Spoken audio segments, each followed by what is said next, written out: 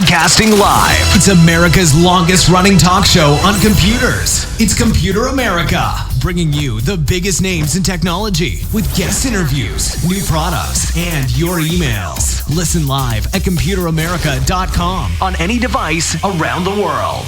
Email the show at live@computeramerica.com or find us on social media.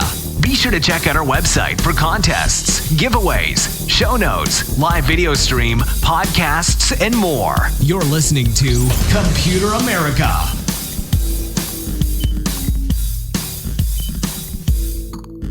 Hello and welcome into the Computer America Show. We are the nation's longest running, nationally syndicated radio talk show on computers and technology. Thank you for joining us. I'm your host, Ben. And I'm your co-host, Carissa. Perfect.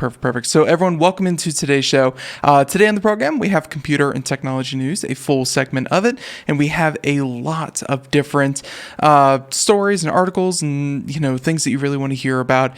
Some very interesting things. And also, not to mention some pretty recent things, including that just like 2 hours ago, we're going to talk about something that I did not think would kind of happen, but, it's going to be weird when Twitter has restricted the Twitter account of President Trump.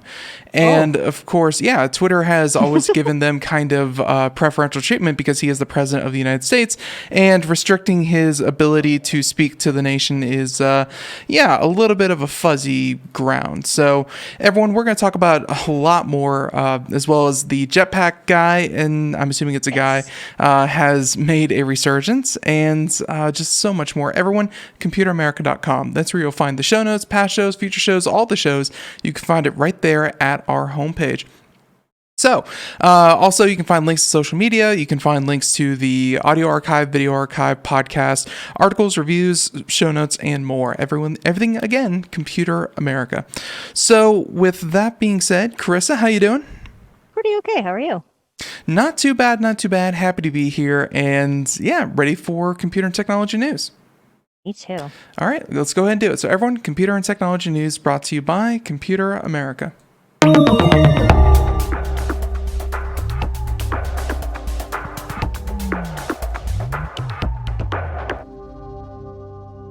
Okay, so I think that our first story, we're going to cover this one obviously about Twitter, this one coming from Reuters, and Twitter, let's see, what do the kids say? What do the kids say nowadays? They had to do it to them. And Twitter apparently briefly restricts the Trump campaign account amid Republican outcry. And so I guess it's the re-election campaign Twitter account, not his official one, so that's one way to get past a certain legal hurdle, but still pretty interesting, and we'll see why, kind of what happened. Now, obviously, this has sparked an outcry from Republican lawmakers who accuse the social media companies of acting like speech police and vowing to hold Twitter responsible. I think that, kind of depending on what was said,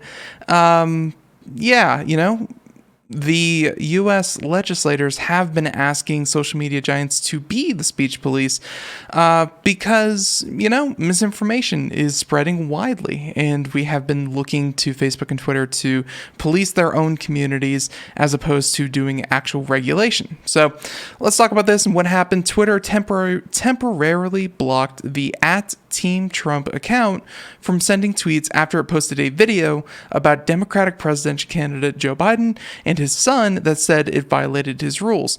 The video referred to a New York Post story from Wednesday that contained alleged details of his business dealings with Ukrainian energy company, and said the former vice president had met with an advisor of the company.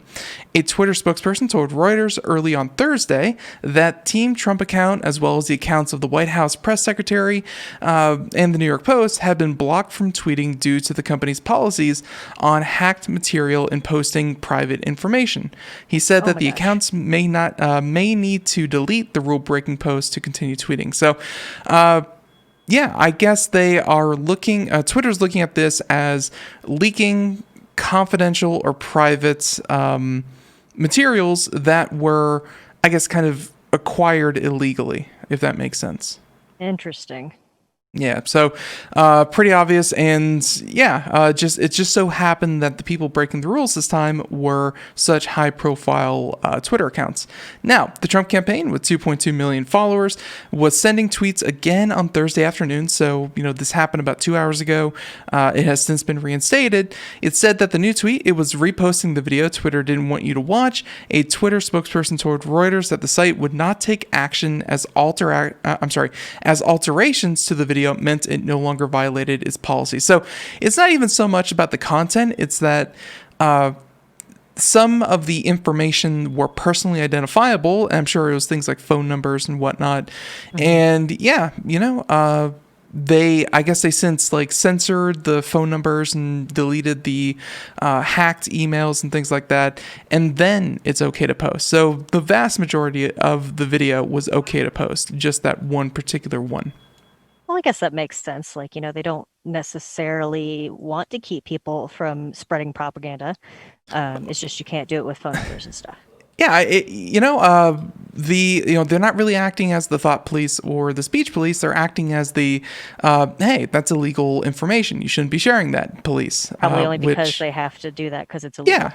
Oh, yeah. This is totally a legal issue, not so much an opinion issue. So this article goes on for a bit. Let's go ahead and just talk real quick about the response. Biden campaign spokesperson said in a statement that the Republican-led Senate committee had previously concluded that Joe Biden engaged in no wrongdoing related to Ukraine. This is, of course, hey, I think at this point we can go ahead and wrap up this story and say that this is all politics. I will leave with one last thing, saying on Wednesday, the Post story violated its hacked materials policy, which bars the distribution of content obtained through hacking that contains private information or trade secrets, or puts people at risk of physical harm. So that is why Twitter can delete tweets that are saying, hey, all of you should go over to this guy's house and beat him up, and you tweet out a person's address. Stuff like that is obviously going to be deleted. Information that was hacked or obtained illegally, just like anything that is stolen, you can't say, hey, check out this thing I stole. Yeah, Twitter's going to delete that too, regardless if it's, kind of emails or communications between world leaders, or if it's, hey, I stole a garden gnome and I totally did steal it and check this out.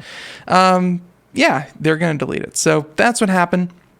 And obviously, Republican lawmakers have attacked the social media giants, and we have a story a little bit later about the Section 230 and what that means. And yeah, it's politics as usual, it seems. But I did find that interesting that, such high-profile accounts were censored. So Absolutely, and it's a shame that the main one wasn't censored, but that's fine, I guess. There you go. So before we get into that, let's talk about some of these other stories. How about we could jump right into 230, but I think instead let's talk about, I had one here. Okay. This should affect a lot of people who buy books. And I'm not going to say that our audience is well read, but y'all are smart. I like that. Now, the state of security, this is tripwire.com. You can find the article here. We'll have it in the show notes. But yeah, Barnes & Noble warns its customers it has been hacked. Customer data may have been accessed. That's right. A nice little email was sent out with Barnes & Noble letterhead saying that it was with greatest regret that we inform you that we were made aware on October 10th, so just about 5 days ago, that Barnes & Noble had been victim of a cybersecurity attack. So that was through an unauthorized and unlawful access to certain part of the corporate systems. Let's see. So, of course, they're warning everyone, and no compromise of payment card or other such financial data. The systems impacted, however, did contain email address, and if you supplied it, your billing and shipping address and telephone number. We currently have no evidence of exposure of any of this data, but we cannot stage out the possibility. Yeah, and unfortunately, they didn't mention how many people were compromised. I guess they sent out to everyone that they could. I guess we don't have a final number yet, how many people were accessed. But yeah, if you had an account and with Barnes & Noble with information, it's probably in the hands of people that you don't want. So Was this Again, another situation where it was from the inside, or well, accessed illegally and unauthorized, so it was accessed from the outside. so was it Or like an employee? no. Well, we still don't know that yet, but we do know someone who wasn't supposed to have access did get access. Right. How they got in, that's one of the things that takes a while to determine. And just like, think about your computer, and if you could tell me exactly when something was like when a folder was opened, not even an application was accessed, but when a folder was opened, yeah, it's kind of hard to determine that, how recently certain information was, kind of downloaded and sent and whatever. I mean, it's not impossible to find. It just takes a while to really understand what was accessed, when it was accessed, and if it got exfiltrated or, if it got sent somewhere else. So they don't know, but they do know someone got in, and now this is the problem. So let's see. They mentioned that in addition, Barnes & Noble stores details of customers' past transactions, revealing a history of books and other products that have been purchased from the retailer in the past. Depending on your literary taste, that could prove embarrassing. I don't know. First of all, don't be embarrassed about anything that you read. Second of all, anything that would be like potentially upsetting about the books, the people I see, like when I go into Barnes & Noble and I see these people reading these books, they're reading them kind of out in the open. They're there browsing, finding their favorite book, whatever. Yeah. There's not much at Barnes & Noble that one should be truly embarrassed about. The true danger here is that there is yet another treasure trove of stolen personal information. And that's what you should be concerned about, is that your information is now out there. And, it's probably been out there from past hacks or past cybersecurity breaches and things like that. But the fact that this is so recent and so new, like, the timeliness of the information is all the more important than just, it being out there, because they know that, yeah, this was your email in 2017 when you were last hacked, but now here we are in late 2020 and we know for certain this is your email, that you haven't changed it, and you probably haven't changed a lot of things. So yeah, the timeliness, it's always a danger. Now, let's see, I'm trying to see here. One assumes that the system failure was related to the hack, and speculation that that Barnes & Noble might be the latest in a long line of companies to have suffered from ransomware attacks. So they're currently, the firm said, is working urgently to get all Nook services back to full operation. Unfortunately, it has taken longer than anticipated. I do recall something about the Nook e-readers kind of being locked up. And while we don't know a lot, they haven't released a lot of information, but possibly it could be a ransomware attack on the servers that service the Nook e-readers. So it could all be connected. It could certainly be, but we'll know more when they decide to tell us. But for now, if you have a Barnes & Noble account, yeah, assume that your information has got out there, but not your payment information. Again, that should be safe. So, let's see. There's that one. Why don't we talk about, let's see, person in jetpack, quote unquote. Yes. I was so excited to see that one earlier. He strikes again. Carissa, do you recall what happened? And give us a quick recap as far as you recall what happened the first time. Wasn't there like a pilot who was like, I think I just saw multiple. A dude in a jetpack. Yeah, multiple pilots that were like, I think I just saw a dude in a jetpack fly by. I'm not quite sure. Yeah, and they had to cancel flights. They had to reroute people. Yeah. They scrambled the cops and the SWAT, and they were looking for this guy, but he got away because he had a jetpack, and it was just... yeah, it was... they never did find him. Well, this happened again at LAX, the same place, so it could very well be the same person, the same idiot. There are reports of an unidentified person flying in a jetpack near Los Angeles International Airport, the second such incident in 2 months, saying that a China Airlines crew said it saw what it appeared to be someone in a jetpack on Wednesday at, get this, Carissa, and it's not even like buzzing around the terminal, 6,000 feet 6,000 feet up in the air and 7 miles northwest of LAX. So, and On a jetpack. I'm In a jetpack. in a jetpack, and I'm wondering, let's see, restricted airspace near airports. Oh, I'm sure that's definitely within the restricted airspace. How?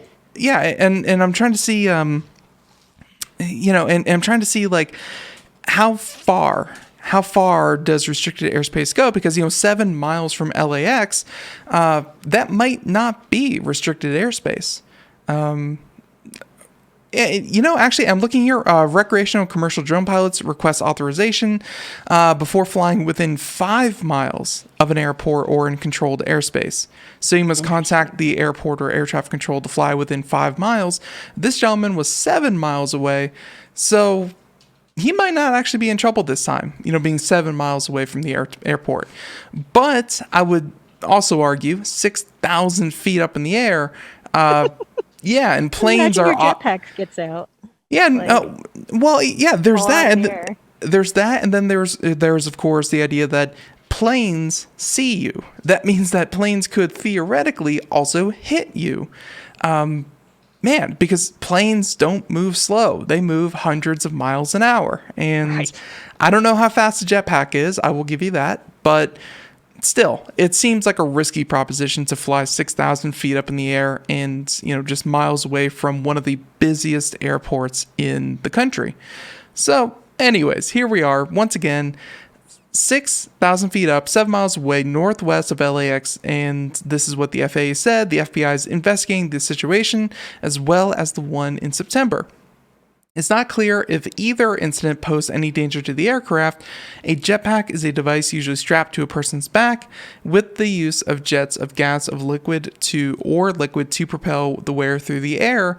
And not too long ago, it was completely science fiction. Now we have actual sightings of people doing this when,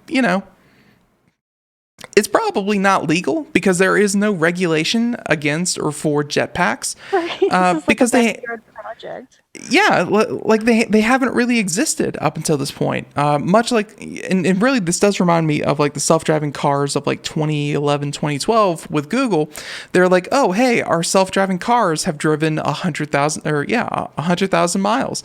And everyone was like, you have self-driving cars and you're driving them around the country? Like, You didn't tell anybody? yeah. And they just said, hey, we've driven 100,000 miles, no accidents, we're good to go. And everyone's like, we should have probably been told that at some point. And I feel like the jetpacks are becoming the same thing. There's no actual rules against it, but there's no legislation to kind of bookend this. So with that being said, inventors around the world have constructed jetpacks in the past decade, with one man in Brighton in the UK recently breaking the speed record of about 85 miles an hour. So that answers the speed question. Which, 85 doesn't sound like a lot when you compare it to a lot of other flying objects, but that's 85. But you're on a jetpack. You're not in like a plane or something. Exactly. You are exposed to those winds. You're in the elements, and I'm sure it feels a lot faster than just, 85 miles an hour. If you like put your neck in a weird way and it like blows your head off or something, like yeah, there's a lot of ways that jetpacking I can assume can go wrong. In this particular one, I don't know, this one more so than the other, because I remember like the planes were giving reports of a person in a jetpack as they were coming in to land at LAX. This gentleman seemed to be, 7 miles away from the airport, which is out of restricted airspace. So, I'm interested. I would love to hear what they're using, how they're using it, how it worked, all that kind of stuff. I have no idea if it's actually illegal, though, what he did. So, if we could find him and we could keep him anonymous, I would love to get him on to talk to us about that. No kidding. That would be a lot of fun. And see why. Why would he want to do this? The voice changer, give him the blackout screen, Yes.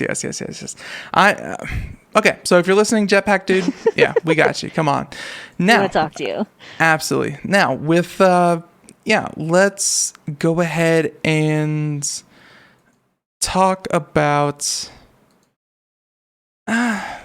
Man, so much is like politics because obviously the presidential election is coming up here in a couple of weeks. Mail-in ballots are flying, and kind of the authenticity of so much that is being talked about is being put into question.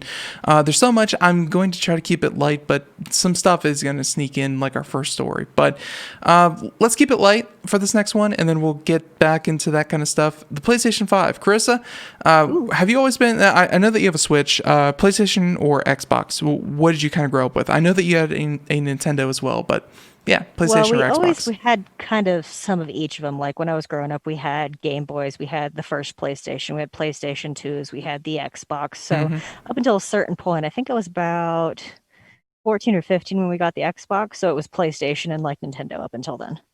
Right. So yeah. PlayStation 2 is the last one I really messed with. Right. Well, the PlayStation 4 has been completely dominating the console wars. So, PlayStation has been out and far out ahead. So with that being said, a lot of people are probably interested in the PlayStation 5. And the PlayStation 5, the quote-unquote user experience has been, I can't say leaked because it's, just kind of like a full-blown demonstration of what the user interface is going to look like, how everything is laid out. And of course, all of this stuff is subject to change. But with the console being released, I believe sometime in November, a lot of this is, probably closer to finished than not finished. So, yeah, very tile, very smooth interface. Going to kind of skip around here, but let's go ahead and let that play in the background as we... let's go and talk about this while this plays in the background, saying that Sony has been oddly shy about revealing the user interface, but it's finally ready to show what we'll see in between games. The company has posted a first look at the PS5 experience, and that shows what's ultimately an iteration on what you know from the PlayStation 4. They say that the familiar home carousel is present with tweaks for 4K, but there's a new control center that provides quick access to many features, including help for games that you're playing. Games and apps in the control center and home screen will have activities such as game milestones and opportunities displayed as cards. You'll not only see your progress on levels, but will sometimes have the option of guides and hints if you have a PlayStation Plus membership. You can even display some cards in a picture-in-picture view that will offer you some assistance while you play. Let's see. So with that being said, messaging, screenshots, videos are all faster. You can use voice dictation for chat and message it, which I believe we're seeing here. But yeah, they say that you can use voice dictation for chat, and messages can even include spoiler warnings if you're sharing an image that might ruin the game for a friend. Very, very cool. Maybe I'm old fashioned, but like I don't like the idea of being able to get cheats right into the game. Like to be fair, not cheats, hints, guides, tips, things like that. Guides, tips are. I think that what they're trying to do. I think what they're trying to do is they're trying to, sometimes when you open up your library, there's a bunch of things, you see a bunch of different games. Maybe you're just apathetic and you just kind of pick the same one. I think they're trying to get you kind of reinvested in games that you might not have played in a while. And they're like, hey, you're really close to this achievement. You should try this in this game, that kind of thing. Oh, that's true. I think they're trying to increase engagement in their games by getting you to kind of really think about, I do want to try that, or that does sound interesting. They're almost like teasers to what you could be doing right now. That's fair. It seems like that's what it is. So with that being said, the company also briefly teased the PlayStation 5 version of the PlayStation Store, although there wasn't much to show beyond a must-see section.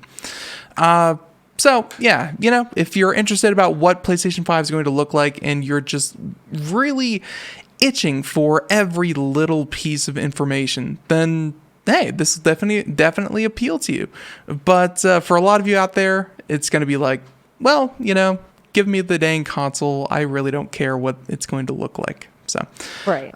Overall, though, looking at the images and, kind of, you can see the screenshot down there. It's kind of hidden behind the dictation. And here's, kind of the PlayStation Store, kind of the must-see with all the other stuff in here.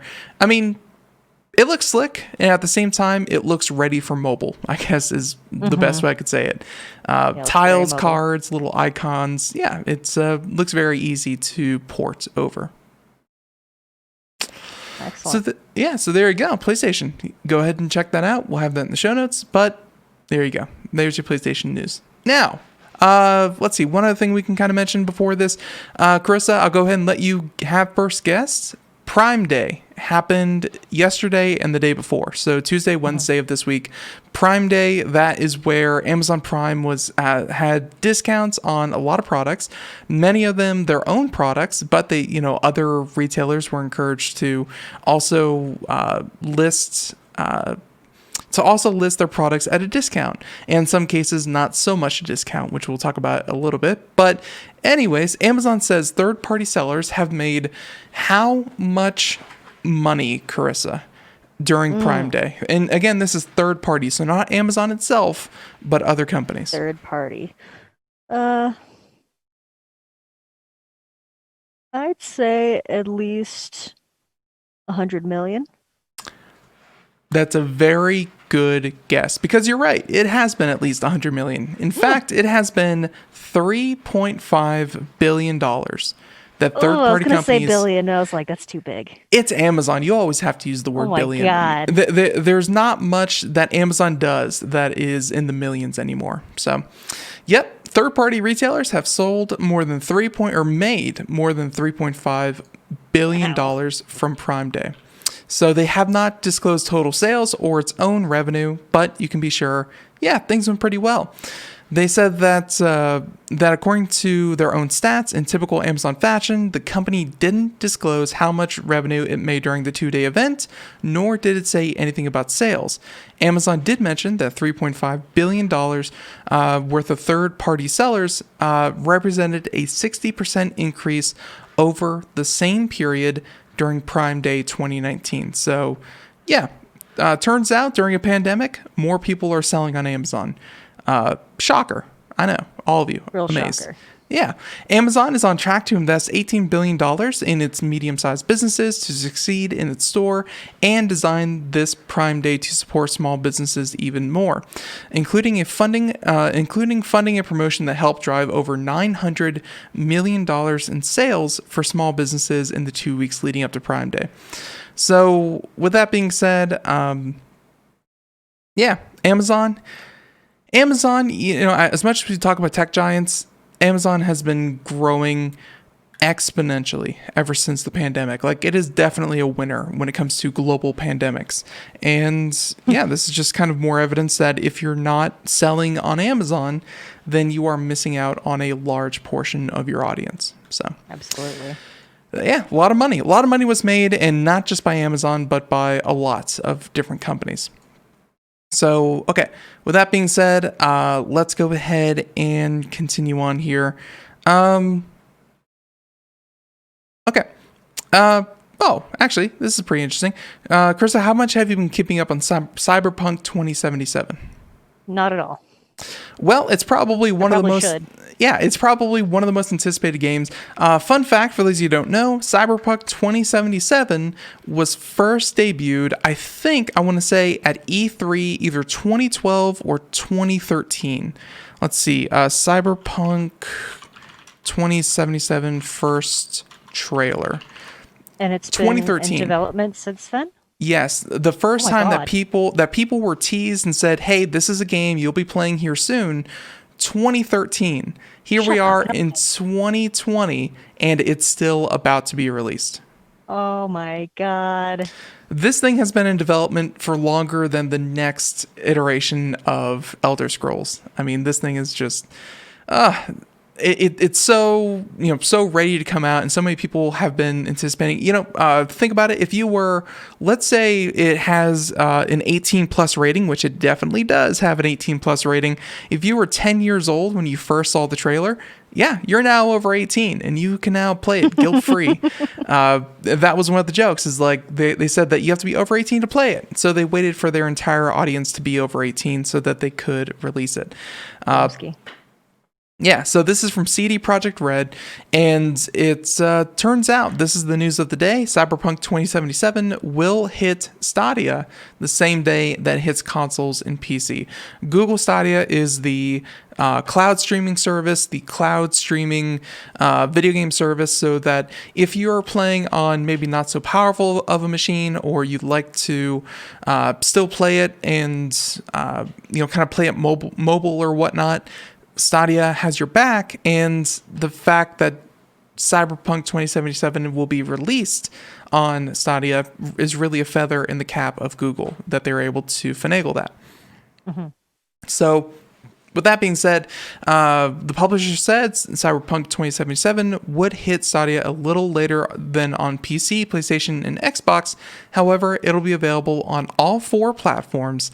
And on November 19th, the game will work on PlayStation 5 and the Xbox Series X and the S, though through backward compatibility too, while next-gen optimization versions will arrive later. So essentially what they're saying is that it's been so long, like this thing, Cyberpunk 2077 has been in development for so long that it was made probably for the Xbox 360 and the PlayStation 3, and we're already in it, or it was like, the very, very beginning of the Xbox One and the PlayStation 4.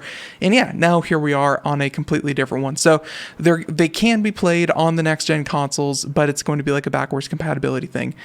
They will look better. And of course, PC, the PC will be probably the best place to play this kind of game. That's always the best place to play most games because it's just better. Yep, and of course it will have a 70 gigabyte game file. So if you don't have that either, then the Stadia will also be your friend. 70 gigs. It's a beefy big boy. So yeah, very thick indeed. So there you go. Okay, so Stadia, still a thing. Google's trying to make it work. That's okay. Let's go ahead and continue on. Let's move over to... Okay, this one should be pretty short. As much as I don't want to talk about it, this is probably one of the biggest news articles of the day, and it has to do with the one, the only, the honorable Ajit Pai. He is the chairman of the FCC, and yeah, he's the one who kind of dictates the rules. It's he dictates what happens with the with the Federal Communications Commission. So the chairman said in a statement on Thursday he plans to move forward with a rulemaking to clarify Section 230. Just real quick, for those of you who don't know, Section 230 is known as let's see, that is the not like good faith, but in a lot of cases it's known as the rule that made the internet. And essentially what it does at the moment is that it prevents, and this was drafted back in like 1996, I believe. Anyways, it prevented online message boards and forums from having to take responsibility for what their users post. And, this was in the 90s? Yeah, 96. Oh. Yep. And essentially it meant that like if the people who ran these places, these forums, these message boards, as long as they didn't know about, let's say, some kind of act of violence that was being promoted and, kind of video of it being spread on their forum, as long as within good conscience, they took down the video, took it down as fast as they could, acted on good faith, and, they kind of policed any kind of illegal material, then as far as this law was concerned, they did their job. Let's say if someone shares a very graphic, violent video on Twitter, it's what prevents someone from saying, Twitter mentally scarred me for having that video on Twitter. I'm going to sue Twitter. And even though Twitter, the company, didn't put it out, just, a user of Twitter put it up there, it prevents the actual company from being liable for what is posted. You can see how something like that for Facebook, Twitter, Google, so many of these other companies, if they had to take responsibility for, much like a company would with an employee, which is really the distinction, that's the distinction that Section 230 makes, as opposed to, let's say, a newspaper. A newspaper has an editor and a bunch of people to kind of look over, and anything that is published in a newspaper, that newspaper is liable for, kind of what they publish. Whereas the internet, there's really not much editing and not much, walls and gates that are thrown up. As long as they act in good faith and what they leave up is, kind of acceptable, and whatever's unacceptable, they take down. Section 230 says, okay, you act in good faith, you're good to go. I feel I get it, but I feel like there should be maybe a little more responsibility on these companies, because they should just be paying more attention. But then again, I guess that comes back to the whole staffing thing and who's looking at what and all of that stuff. You can think about Facebook is a good example. They have 3 billion users. Are you really going to hire 30 million people to monitor what 3 billion people are saying?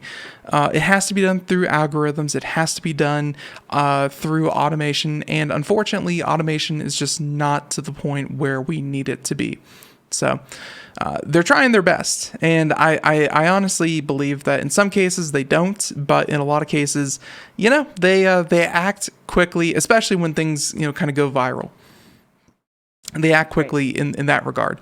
So, of course, now the issue is that the president wants Section 230 stricken, so that when again, getting political, the Republicans view this as a way to kind of, for Twitter, Facebook, social media giants to unlawfully censor their speech and still take no responsibility. As in, why are you taking down this information as misinformation? And so obviously you are curating what is being said on your platform, but at the same time, you're also not responsible what's said on your platform. So either you're taking responsibility or you're not. And that is, kind of before Section 230, those were the two.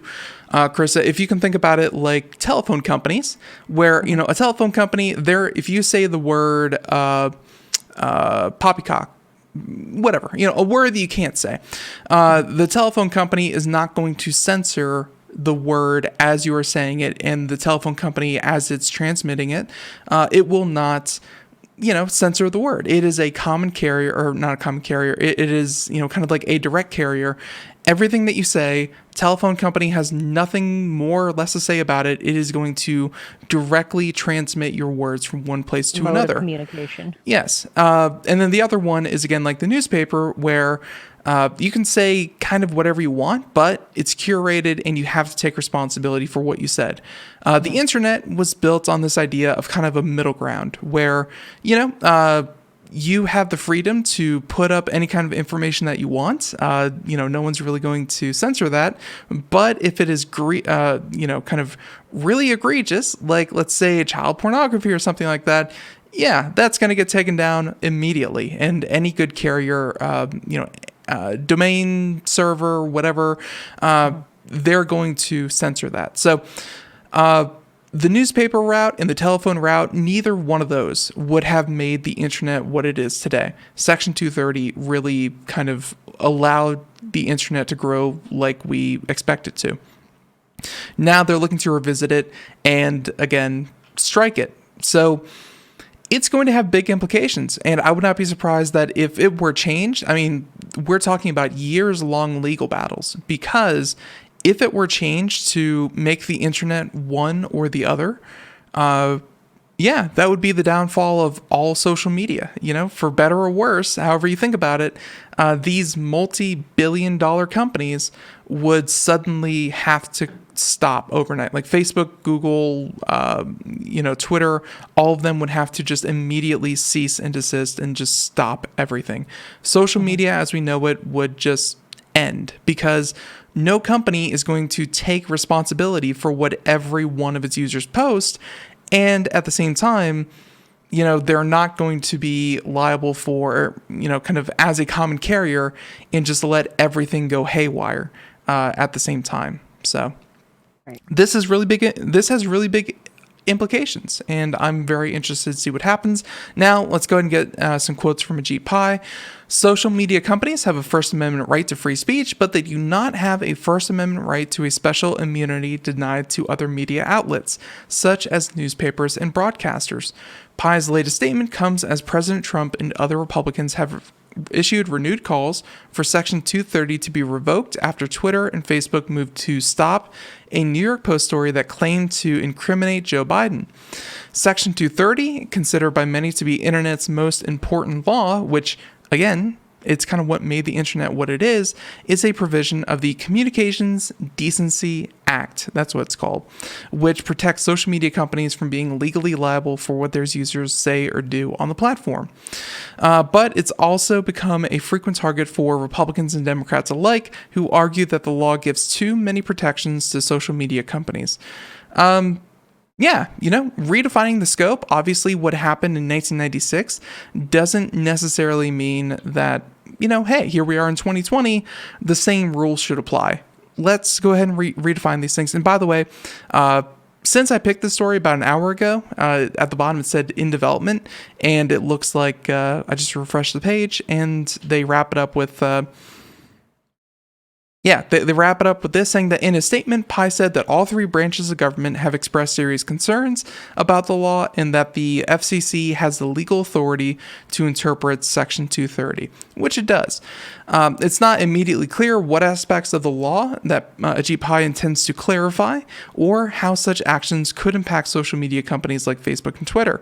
Trump previously targeted Section 230 with an executive order, and the Justice Department also issued a series of recommendations on how to reform the law. But none of this has so far resulted in change in the law, which is ultimately up to Congress, which, regardless of what you think of Ajit Pai and the FCC, they're there to kind of enforce the laws that are on the books. If there's something not going on that you like, with the FCC, this is more of a legislation problem. This is more of your legislators not writing good laws to kind of operate by. So, it's not really the FCC's fault that they have to clarify this or that they're taking issue with it. And yeah, that's why lawmakers and Congress and the Senate and all of those people that you vote into office, every single one of them makes a big difference. So, that's for the reason it's so important to get younger people into the offices too, because they actually understand this stuff more than these older people do.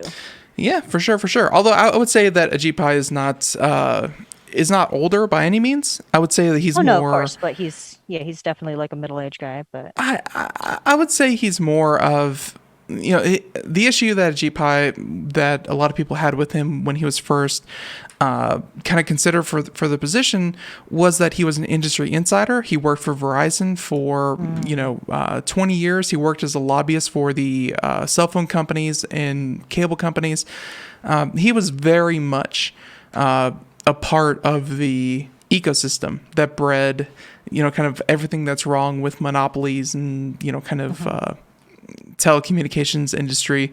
So yeah, people have that issue with them. But regardless, we'll see what happens. I'm very interested because Section 230 does have a lot of ability to affect how we interact with our day-to-day lives, but clearly what is happening currently is not sustainable.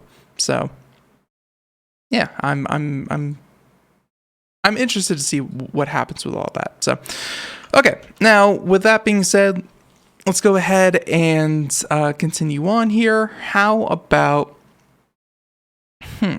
this one? Google Music. I don't recall this service. Like, obviously, Google and music, the two words immediately make sense, and I get it, but I don't really remember a lot about it, because if I ever wanted to listen to music through Google, I would just go to YouTube, I guess, because that's where this is typically on Android devices. Like, it's been on every Android device that I've ever owned in my whole life, but I also don't use it. So Well, you're not alone because it looks like it's being shut down. They shut good. down smart speaker support and music store. Google's rocky transition to YouTube Music leaves some speakers without music support. I'm sure what they're talking about here is the 10 subscribers to it. Yeah, well, yeah, the few people who are subscribing to it, but also, of course, the people who have older speakers that don't support any of the other things that, if you were just into Google Music, but, it's so old hardware-wise that it doesn't have support for anything else. But yeah, I'm sure that a lot of these devices do have access to YouTube Music. They have access to, let's see, somewhere in the article here, YouTube Music, Pandora, Deezer, Spotify. All these other ones are available, but unfortunately, things that have, let's say, the Google TV app or, Google Books, things like that. Hey, if there's one thing Google's very good at, they're very good at killing off products that you've never heard about. They're very diversified, and they love pulling the plug on things that aren't immediately as successful as YouTube or Gmail. So, yeah, if you are wondering... Hard and unfair anyway. Oh, what's that? That's hard and unfair anyway, because Gmail and you said Google or YouTube, those have been around for so long now. Like, they're just staples. Everyone does it. Like, that's the way it works. But, I'm also very respectful that YouTube is willing to do that because, they're one of the few tech companies that it's just like, hey, this isn't working. Let's change up strategy. Like they're not afraid to kind of say, well, that was a waste of money. Let's move on to the next thing. And trust me, seeing some of the other tech companies, that's a good strategy. So, okay. Now, with that being said, this is interesting. This is from yesterday, and I just saw this. We can talk about this real quick. So many times we talk about cybersecurity and vulnerabilities in, all these different operating systems, mainly in Windows. And, one thing that hardly ever comes into the conversation is the idea of Linux being vulnerable to a security bug. But here we are. This is from Ars Technica saying that Google and Intel warn of high-severity Bluetooth security bug in Linux, saying yes, it's serious, but high severity doesn't necessarily mean high risk. Bluetooth, huh? What is that? Is somebody going to take over your mouse and start moving your stuff around? Like, what does that mean? I don't know. Let's find out. They said that the flaw resides in BlueZ, the software stack that by default implements all Bluetooth core protocols and layers for Linux. Besides Linux laptops, it's used in many consumer or industrial Internet of Things devices.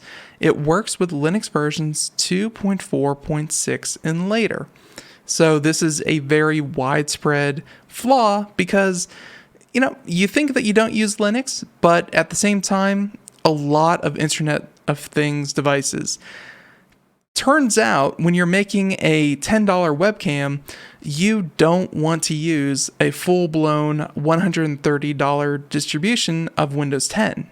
You just need something that runs the basics and, you're off to the races. So a lot of low-cost internet connected devices run Linux, and these are the ones that are vulnerable.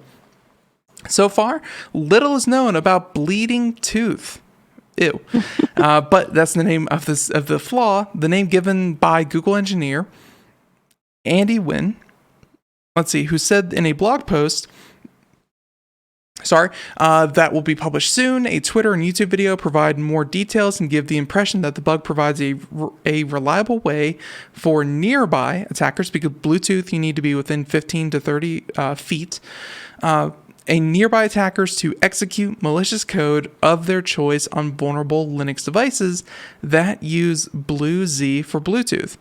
It's a set of zero-click vulnerabilities in the Linux Bluetooth subsystem that can allow an unauthenticated remote attacker in short distance to execute arbitrary code with kernel privileges on vulnerable devices. He said that his discovery was inspired by research that led to Blueborn, another proof of concept that exploit that allowed attackers to send commands of their choice without requiring devices users click any links. And of course, connect to a rogue Bluetooth device or take any other action short of having Bluetooth turned on. So what that all means is that Bleeding Tooth allows someone who is within Bluetooth range to execute code. And that code could be anything from send the contents of your hard drive to this address. It could be change all the passwords on the device to this password, unlock all of the passwords on the device, delete everything on the device and just completely brick it.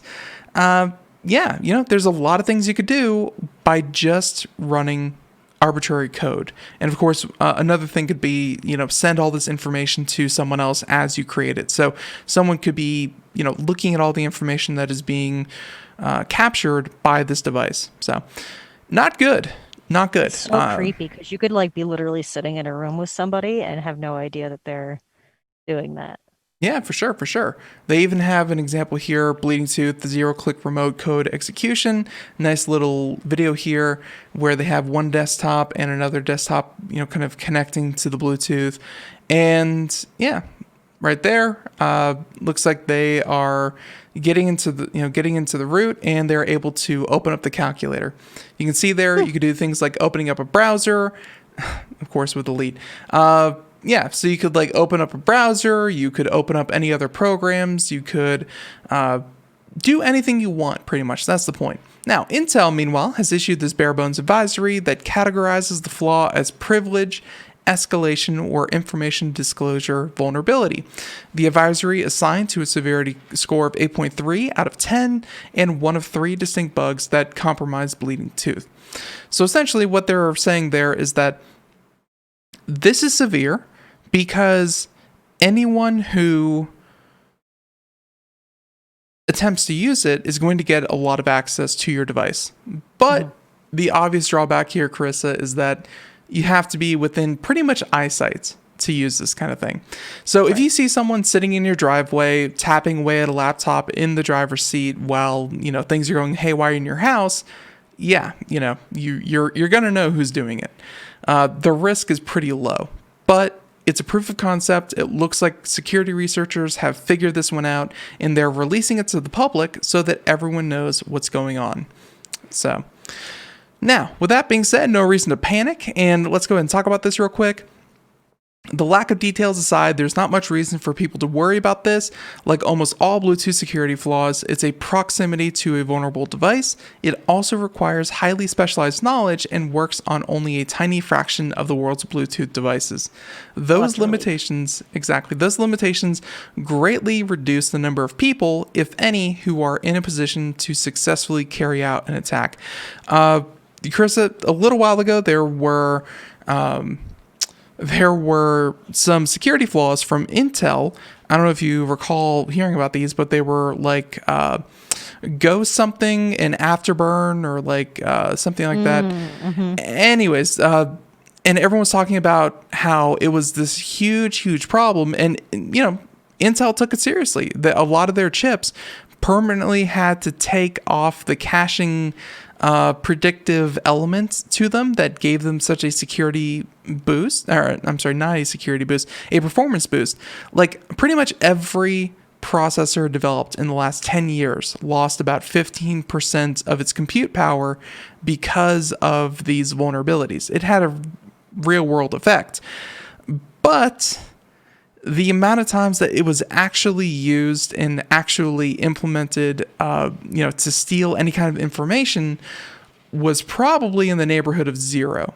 It's something that is possible in the lab, but not necessarily feasible in the field. So this happens all the time with security researchers, saying that, hey, here's our proof of concept. Hey, here's how it works. And yeah, it's nothing you want to panic about. Well, good to know it's there, though. Yep, absolutely. So there's that one. Let's see. How about this one? Where'd this one go? here it is. Carissa, you found a story about artificial intelligence in maps. Mm-hmm. What the heck? Okay, so this is big. This is really, really big. And I mean, like in the physical sense, saying AI makes the world's largest 3D map of the universe, which is pretty cool. Pretty cool. And I'm trying to, let's see, do they have, let's see, I'm trying to see if I can kind of, let's see, Sky from Pan Stars 1 survey. I would love to kind of poke around this thing as I talk about it.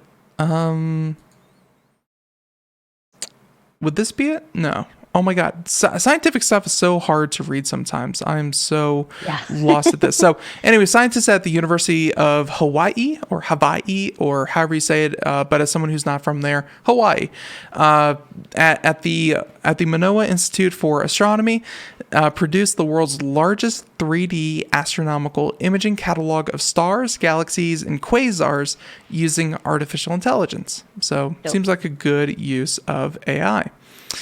The team of astronomers used the world's, let's see, not this one.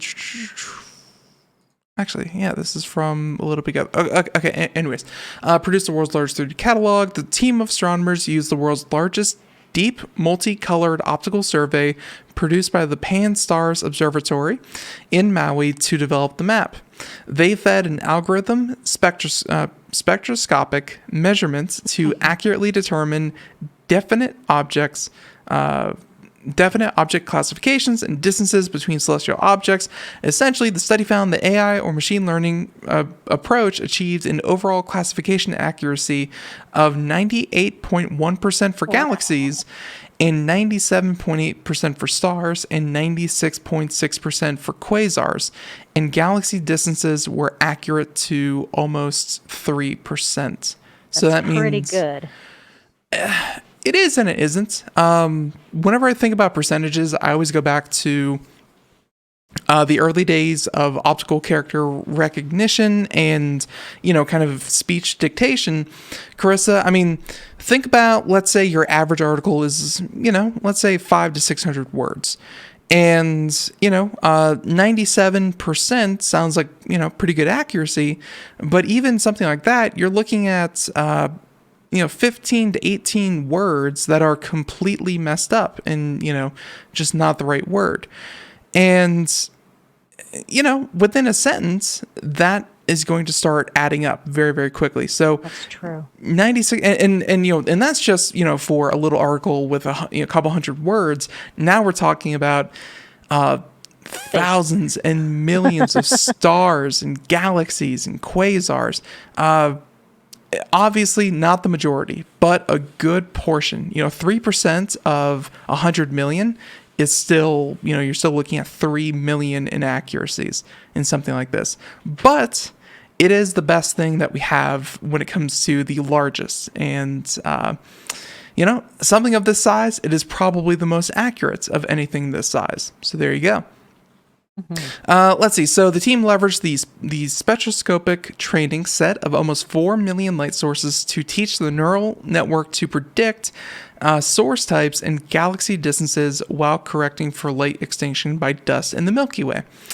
Blah, blah, blah. And here saying that the resulting 3D catalog